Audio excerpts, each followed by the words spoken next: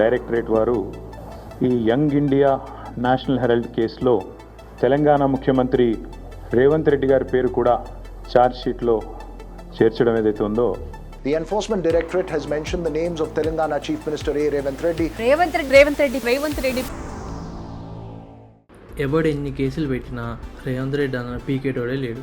ఎందుకో తెలుసా? తెలంగాణలో ఉన్న డబ్బులు మొత్తం తీసుకెళ్ళి రాహుల్ గాంధీకి, మోడీకి వాళ్ళ కాళ్ళ దగ్గర తీసుకెళ్ళి పెడితే ఈరోజు నేషనల్ హెరాల్డ్ కేసు అయినా, ఓటుకు నోటు కేసు అయినా రేవంత్ రెడ్డిని ఎవ్వడేం పీకలేడు.